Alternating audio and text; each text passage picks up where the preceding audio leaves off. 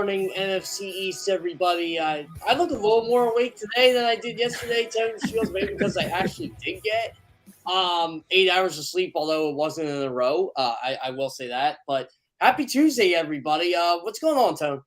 Hey, man, happy Tuesday. Made it to another day of Good Morning NFC East.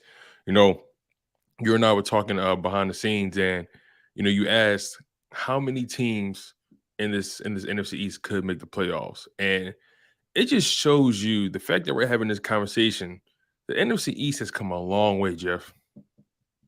Oh, it has. And that's the thing, right? And right now, all four teams are in. If the season ended today, it clearly doesn't, but we're 2/3 of the way in, Tone. We're 12 weeks in, there's 18 weeks. All four are in.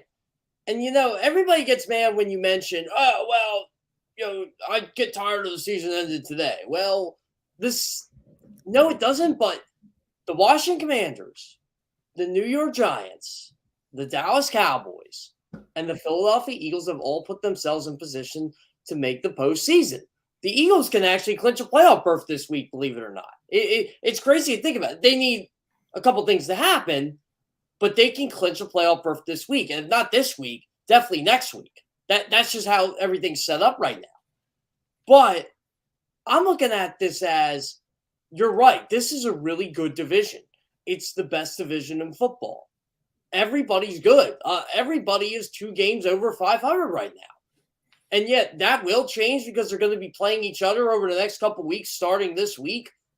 But overall, Tone, it's hard to say the Eagles don't play anybody, the Cowboys don't play anybody, the Giants don't play anybody, and the Commanders don't play anybody when they're showing that they are beating the somebodies in this league. Right. Unfortunately, the somebodies in this league are in short supply, but you're right. The NFC East right now is the most productive division in football right now. And the NFC East is forced to beat up on each other. So one's to say the NFC East is going up against the best competition most of the time, by record standards. There have been so many divisions, so many teams in the NFL that have been a disappointment, like the Rams. They've been a disappointment. The Cardinals, they've just been disappointing.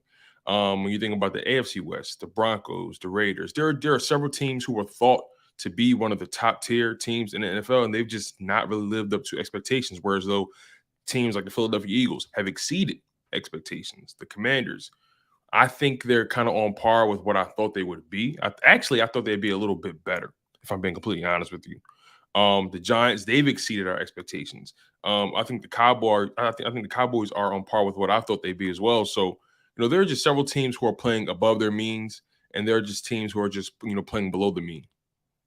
It's funny, right, how Eagles fans and Cowboys fans have been going back and forth over, are the Eagles really that good or the Cowboys really that good? And I think people need to sit back and kind of get off the bird app for a bit and be realistic here. You can honestly make an argument the Eagles and Cowboys are 2 of the top 4 teams in the NFL. And that's just how good right now both are playing. Like Dallas, I think, has been playing incredible since Dak Prescott came back. And I'm not saying that's because of Dak Prescott, but I started getting the belief that the Cowboys were going to be really good when they were winning games with Cooper Rush. And you saw their offensive line wasn't as bad as we thought it was going to be earlier in the season. And their defense is definitely phenomenal when they have a lead. Now, Dallas they've had their hiccups. I mean, everybody does at this point in the year. But when you look at that team and just how they're presented, they're going to give anybody a challenge. So what does that say about the Eagles when they beat that team? I don't want to hear they had a backup quarterback because that backup quarterback was undefeated before they played the Eagles. What does this say about how good the Eagles are? I mean, it says a lot. Like you said, they beat the Cowboys. They even beat the Vikings, the other top team in the NFC. So they're beating the top teams that are in their conference. You have to put the Philadelphia Eagles as being one of the best teams in the conference. And sure, they haven't ran up against the Chiefs yet. They haven't run up against the Bills. Sure, but they're not going to unless they get to the big dance. So you have to compare them to the people that's in their room. You have to compare them to their peers. And that's exactly what's going on right now. So, like I said, this NFC East, they've exceeded expectations, but is it sustainable, right? Has the NFC East done it in a way that's conducive to long-term success? That's my question for you right now. Is the NFC East, is their success right now sustainable over a multi-year period? Is the NFC East really back, or is this just a one-off?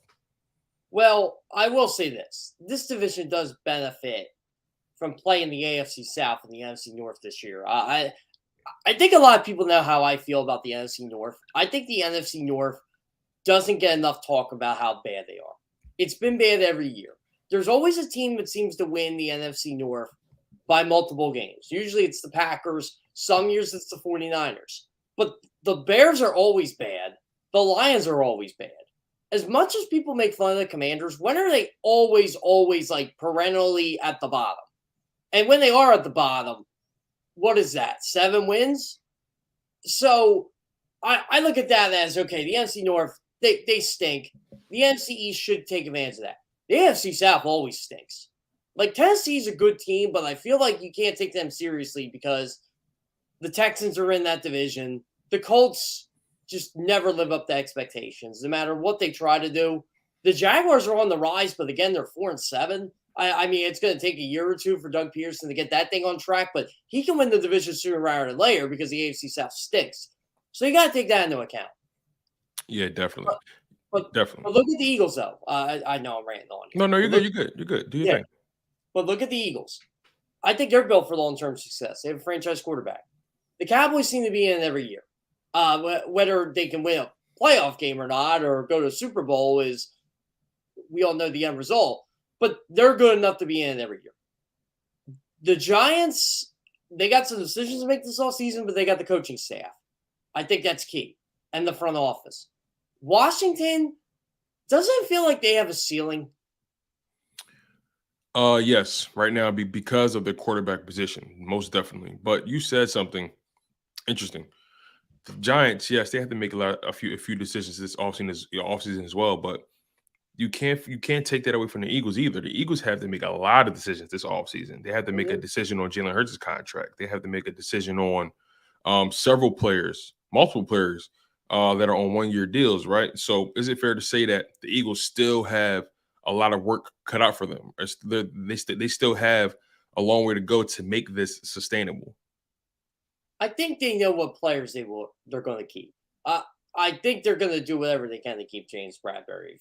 We want to be quite honest. I mean, look how good Darius Slay's been this year. Look how good that defense has been this year. Where Jonathan Gann gets a head coaching job or not, I think you have to keep guys like James Bradbury around. So I think that's look, it's way too early to be talking about the offseason, but I think that's a guy you got to get signed ASAP. And it's weird, right? They haven't had any in-season deals they normally do, which I think players know their worth. But you talk about Jalen Hurts getting contract extension. I think that's all said and done, to be honest with you. I mean, he's a franchise quarterback. He's a top 5 quarterback in this league this year. That's a no-brainer to me. But when you're right, though, they do have a lot of decisions to make in terms of their free agents and what players they want to keep, what players they don't want to keep. But the two I'm looking at right now for long-term success, sign Jalen Hurts, which I think they're going to do. And I think James Bradbury is the other one that it needs to be done. So James Bradbury is someone you would bring back. Absolutely. Is there anyone else that you've considered, or do you think Howie Roseman has his eye on in terms of bringing them back? Who are the core guys who believe is important to the long-term success? Who do you think? I think they bring Javon Hargrave back. I think he's one that you have to bring back. The decisions are going to be the veterans, the guys that have been here 10 years. Brandon Graham, Fletcher Cox. I don't know if Fletcher Cox will be back on this team next year.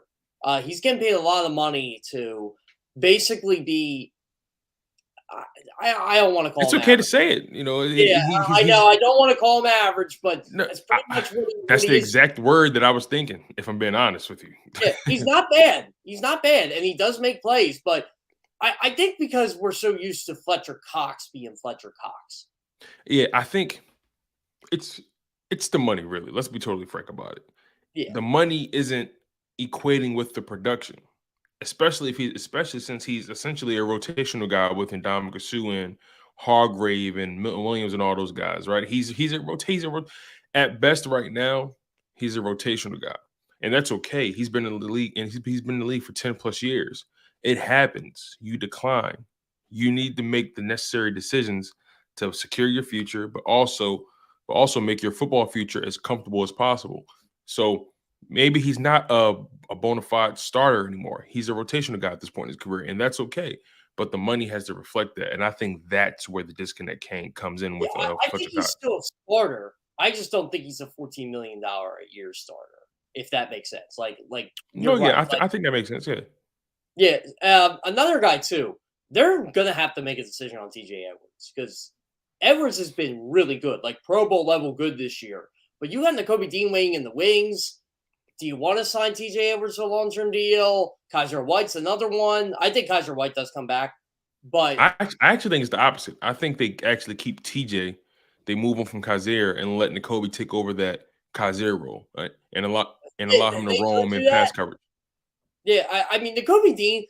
It's funny, like you'll hear about him because of how well TJ Edwards is playing. I think Nakobe Dean would start on a lot of defenses right now. It's just the Eagles are really deep at the linebacker position. By the way, that's crazy to even say with a straight face. The Eagles are really deep at the linebacker position, but they're in really good shape there. But you are right. There's a lot of decisions long term they have to make in terms of not just winning a Super Bowl in 2023 if they want to do that, but also just kind of keeping the core together. They have a lot of nice young pieces here. Jalen Hurts, AJ Brown, Miles Sanders is another one. I don't know what you do with that because he's a top 5 running back this year and he should Yeah, get paid like he's worth. that is. I think the Miles Sanders contract.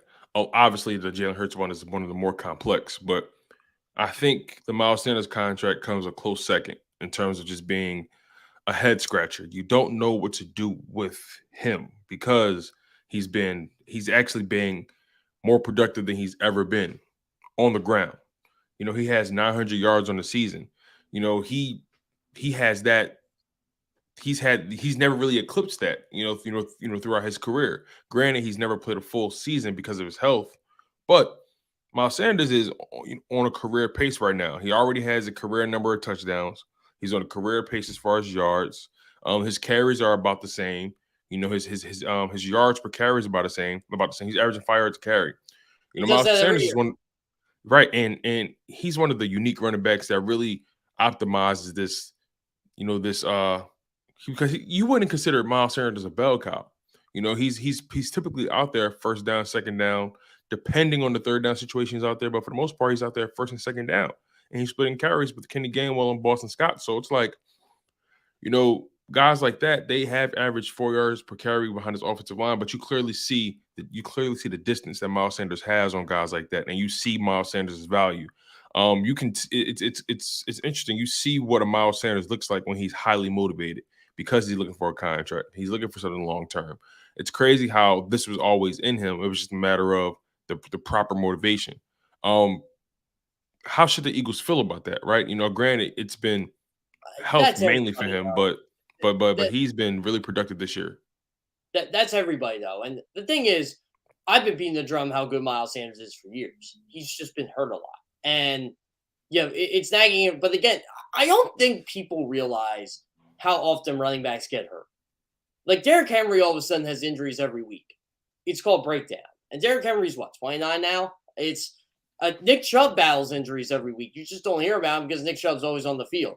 Sanders always seemed to have an injury that would keep him out. But in terms of yards per touch, it's Christian McCaffrey, Austin Eckler, Miles Sanders. That's top 5 money. And I don't know if he gets paid top 5 money on this market. If I'm the Eagles, I would try to give him a 2-3 year deal and say, look, dude, this is what we think you're worth. We think you're worth a lot of money up front. Yeah, take it or leave. Because this is a big free agent running back class, by the way. Yeah. Like, it's Saquon Barkley, it's Josh Jacobs. I mean, there's just 2 guys off the top of my head. There's at least 10 of them. So I think what would frustrate me is, Tone, and I know Giants fans are feeling this way too. You move on from the guy you got, who's pretty good. Giants have Saquon Barkley, and you go sign another guy. I think that would frustrate me more than anything else. Yeah. I would hate for them to let Miles walk and then sign someone to free agency. That would bother me as well. I would much rather you let Miles walk and then draft a guy. That tells me you're trying to get cheaper at the position, I guess you'll say. Or you Um, can have your cake and eat it too and sign yeah, him and draft the guy. yeah. It all goes back to how much money they want to dedicate to that position, and we all know Harry Roseman. That's not really his style, right? Yeah, exactly. And you're paying Dallas Goddard now. I mean, you got to worry about the backup tight end spot if you really want to go that route. Sooner or later, Devonta Smith's going to get paid. People can And I'll think be honest he's. with you, I'm not sure if it's a strong chance it might not be here. It's possible. See, I disagree. I think he's been good. No, Um, no, no, no. This has yeah, nothing to do with him. I yeah, think I think because it's all, in my because of opinion, the because of the dynamics. the dynamic of the Hertz contract, and you're paying AJ 100 million right now, and who knows if AJ here is here. Who knows if AJ gets an extension beyond his current contract, right? You He never know probably how. will at some point. I mean, you would Right. have to think after year two. I know he's paid till what, like 2026, 2027, but you Yeah. have to think he's going to get paid more too. But you're right. I feel like though, the, not like Jalen Hurts needs much to be happy here, but I feel like to keep Jalen in his comfort zone, you sign Devonta Smith. I feel like that's going to be one of those guys where you just go, yeah, you know what, you guys are bros, you guys know each other, and look, I will say this: the Eagles have a lot of stars on this team, but they're going to have to keep hitting on draft picks like they did this year if they want to keep where they are, 10-1, Especially if top they're going to 10. pay Jalen Hurts, right? And that's the crux of the whole situation, right? His contract. You pay a guy because right now, you let's be honest, the Eagles are probably going to offer him something similar to what Kyler Murray got, something similar. That's the floor, if you ask me. And you know what's And crazy? In 3-4 years, we're going to say Jalen Hurts is underpaid because that's just the way quarterbacks work. yeah, I mean that Carson Wentz contract from before is looking like a steal right now. So You know what the best part about this is? Like, we all know the 2020 quarterback class is good, and I've been hyping this up for years. Joe Burrow is going to get paid a lot of money. Justin Herbert's going to get paid a lot of money. Tua Tagovailoa is going to get paid a lot of money, and Jalen Hurts is going to get paid a lot of money. They're all studs. They're all good. But doesn't it feel like Burrow and Herbert are going to make more because they've done it longer than Tua and Jalen? yeah, it's because what's going to happen is, especially with Tua, it's going to be a health issue with him. Can you stay healthy for the duration of the contract? For Jalen Hurts, it's a combination of health, sustained success. Can you improve as a passer? Can you carry guys? Right? Can you continue to grow? I mean, he I think showed Jalen all Hurts that. has shown exactly right. I think Jalen Hurts has shown a propensity to grow and exceed expectations. We've seen the jump he's made from year 1 to year 2 to year 3. He's constantly gotten better. So who's to say he can't continue to get better? The kid's only 24. Same thing with Tua. I'm sure he's going to get better as well. But for those guys, I think teams are going to be hesitant to give those guys the bigger deals because of their play style and because of Tua's health history, right? Justin Herbert, Joe Burrow, those are your prototypical drop back guys. They're going to stay in the pocket. You know where they're going to be. They have those uncanny arms, those arms that you can't deny, right? So it's going to be interesting when all these guys get paid because their contracts are all going to happen around the same time, and that's going to be like the new wave of contracts for quarterbacks. I don't want to interrupt you, quick tone, but You're good. doesn't it feel like Jalen has to go first? Like if Jalen I gets hope he that deal does. done, I hope he yeah, gets paid first. exactly. I hope he does. Oh It feels man, like the order's going to be Jalen to Herbert Burrow. I feel like Burrow's going to make the most out of all. yeah. I mean, he's been to a Super Bowl. He has probably the most leverage, right? Yeah, But if you want my honest opinion, like yeah, if you want to draft, if you want to start a franchise with any of the four, and this is even counting Jalen Hurts, by the way, because I love Jalen Hurts. Give me Justin Herbert. Herbert. See, I know you're just a Herbert guy, and me, I still have my reservations about him.